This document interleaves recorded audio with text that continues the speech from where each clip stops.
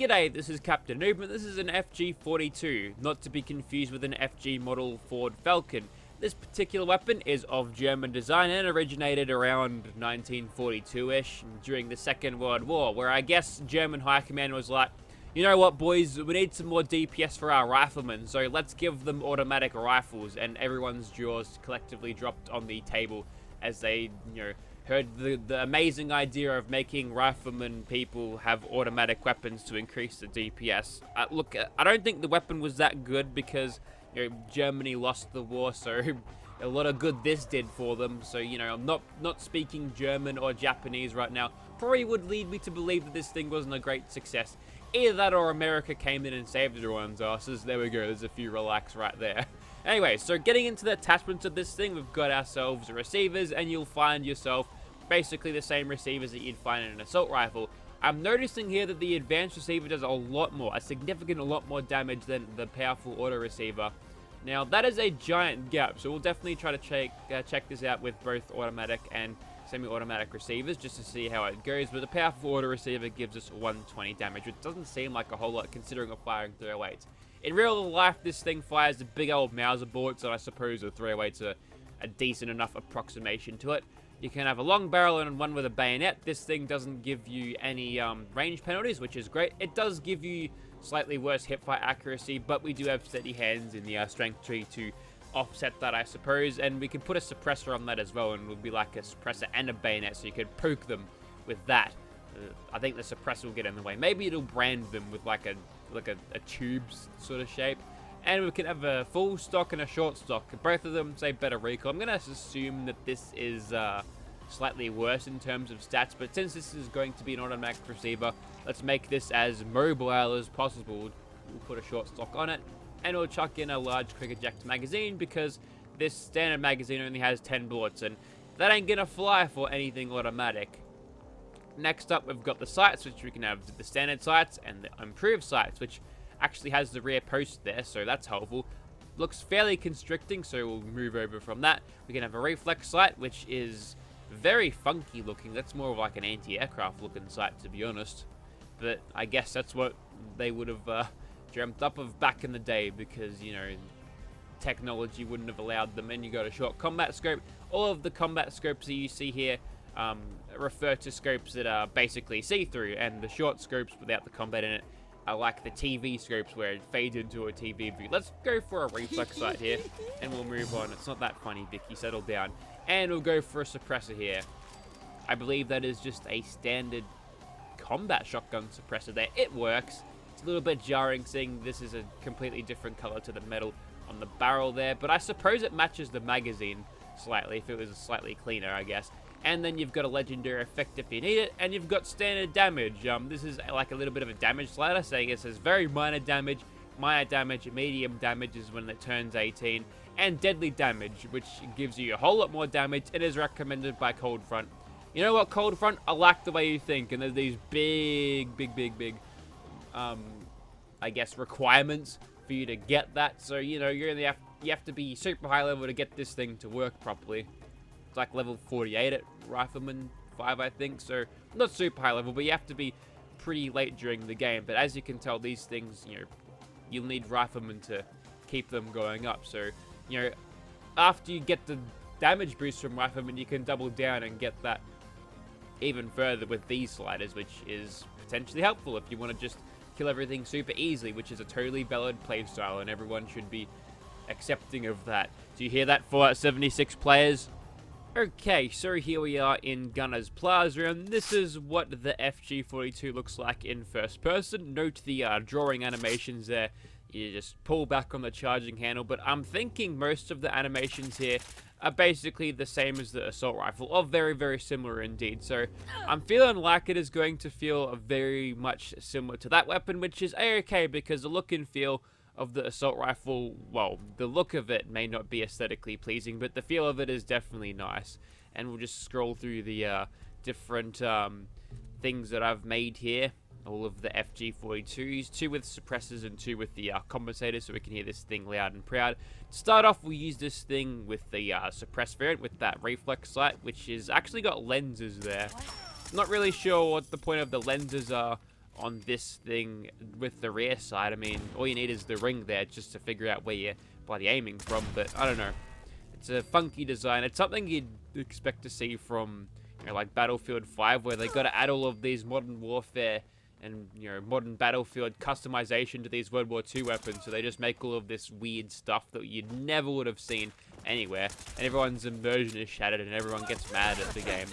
They were mad at it for, like, plenty of other things before all of that stuff, but, you know, it doesn't help it. Anyway, so yeah, that was the automatic variant. The recoil on that one is pretty much non-existent, so you'll be firing laser beams across the map, and this has got the short scope on it.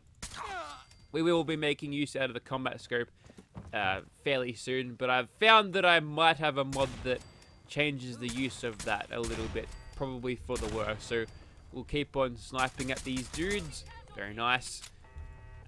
Definitely assault rifle sounds that I'm hearing here, and if we knock him in the head, that's one shot to kill him, so that's very nice. Almost clocking that 1k damage, which is always a good thing to have. We could probably speed things up a little bit now. Here's the thing that I did with the ones without the suppressor. I gave them the minor damage increase, which, you know, is a lot. So this thing is going to pretty much hit as hard as you would with a suppressor. We're not going to have Ace operated to boost our damage. Nice aim, by the way. But we're going to have plenty of damage to this thing regardless. Enough to warrant the time to kill to be extremely low. A comfortable sort of time to kill here. It doesn't feel like I'm wasting a whole ton of bullets trying to chip down at a bullet sponge's health bar, but at the same time I'm not cheesing the game super easily. So, you know, I think it does balance out with this thing's incredibly low magazine size, although the reload speed is very, very quick on this, so that's not too much of a problem, to be honest. Where are you going, mate? No, come back here. That gun was about to go AWOL. I was like, nah, screw this. I'm fighting a literal tank in here. And, you know, that's what you become when you're level 124 here. But that's fine. That's just how Fallout 4 was designed to be. At later levels, the game just gets so undoubtedly easy that it's sometimes best for you to start a new character and go all over again. But, yep, finished in Gunner's Plaza here. And if you're wondering how Vikkie can see out of that, well, she can. Somehow. Is it like little eyes in the front of the cow there? I don't know. Okay, so there's old mate Swan over there, and let's do this without the suppressor, because you know how this would go if I was using a suppressor. So we'll switch over to the one with the standard iron sights here, and look at the recoil animation, completely rattling the sights out of the way. That's funky. Also, he's got a little friend today. Good on you, Swan, he's making friends, and could have used the reflex sight on this, I think, but we'll keep on going. Problem with the combat scope is that it doesn't seem to be working all that well. And I'm fairly certain that is actually a custom sound. So there's a little bit of custom sounds here and there. I guess that's why there's more emphasis on having a rifleman spec character to use this, because, well, you can get all those damage upgrades. I can't believe we're still in caution at this point. Okay, now the fight's on, and I don't suspect we'll have a whole lot of VATS shots, so we'll just go for criticals whilst we can, and he's going to come over here and re-smash with his giant anchor, but that's okay. Haven't seen much in the way of sniper knockdowns yet. 764 damage, not too bad. A little bit of, I guess, concentrated fire is giving me slightly better damage. I think the reflex side is probably the best choice here, but let's see if I can't figure out how to fix this non-see-through scope nonsense. And firstly, we'll get out of his way. One thing at a time, I think. And we're slipping back into caution now, which is interesting. We'll use this to reload a few things, even though I'm not going to be using the suppressed ones. He's decided to go walkabouts. Not keen on trying to find me. Old mate over there needs to go down, I reckon. So we'll just shoot him in the face. There's a decently poor chance to get that guy. Still got him though. And we'll keep on backpedaling and filling him with lead, loud and proud style, and then we'll keep on going. Now, if he decides to hit me again, I might die. It wasn't supposed to get inside there. Is that Nerd Rage? Yeah, baby, that's what we wanted to see. And now we should be able to kill his ass easily. Unless he swings down his anchor, that's fine. That did barely any damage at all. Keep on mowing him down in slow motion. Get another mag going. And finish this off all cinematic like in bats. Okay, maybe the next critical. Or the next one. And the death animation. Ooh, got squashed by him in the end. And we got a bunch of XP thanks to Idiot Savant procking on that super mutant over there. See, it's all about the intimidation with the Disciples' cow, isn't it? He was quaking in his boots. His, hypothetical boots.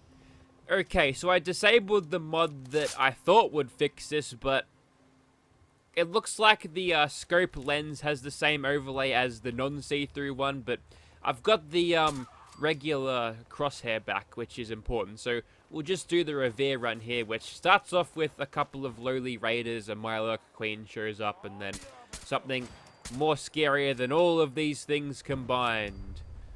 And we're being flanked here. That's okay. Oh no, we're now in danger. How will I ever recover against this? That's okay. We'll get ourselves a Disciples count. Well, there we go. There's the sniper knockdown. So it doesn't look like the combat scope is capable of doing that. So I don't know. Unless you've got a really big liking for... That's a staggering weapon. Stop shooting me with that. That's what you get for staggering me. Yes. Yep. That's something that tends to spawn on that Beretta. That's not ideal. That's okay.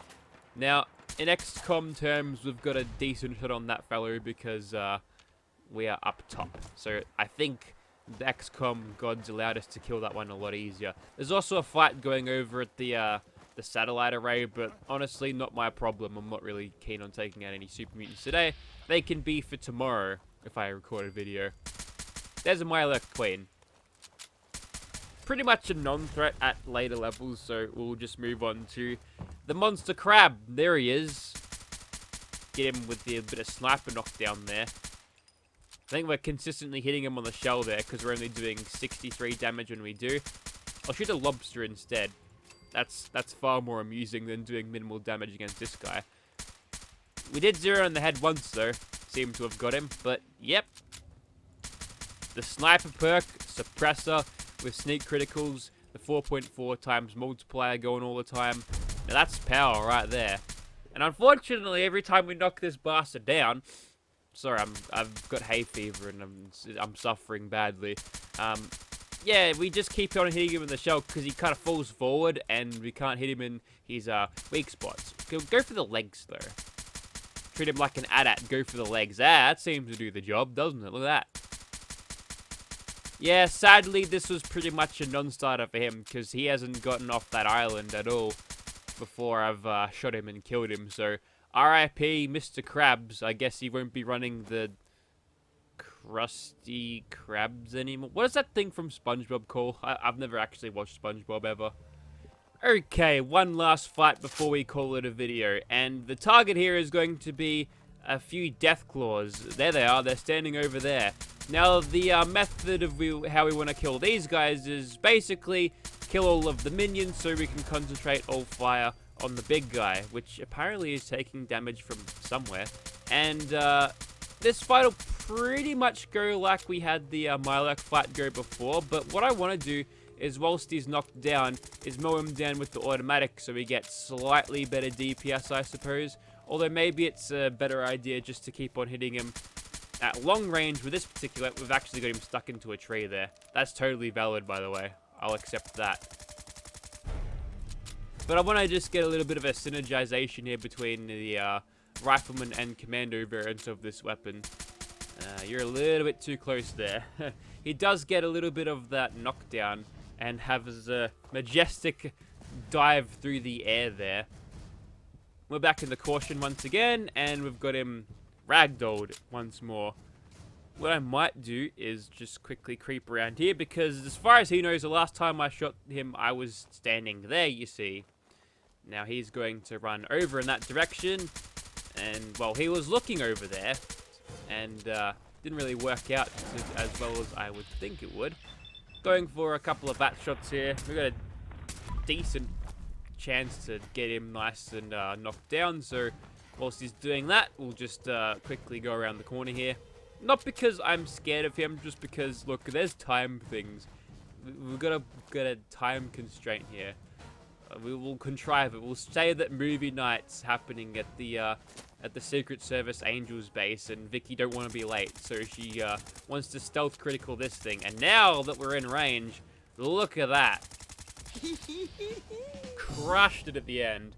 It was all part of the plan.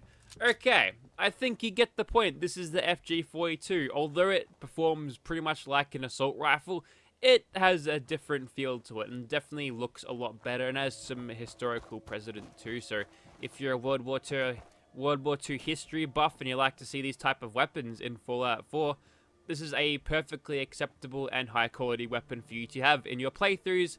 It's probably lore friendly, although, you know, the World War II weapons at this point would be fairly on the rare side, I think. But there was stuff like grease guns in Fallout New Vegas and Fallout 2, so you know what, I'd say this is perfectly lore friendly and valid. So if you'd like to see this thing in your game, check out the description. There shall be a link down there. This is a fairly lightweight download too, so you get a whole lot of quality without, you know, using up all of your mod, I guess, space on console, if there's a port of this. Or if you're on PC, you don't have to use up as much of your precious hard drive space. Thank you very much for watching, guys.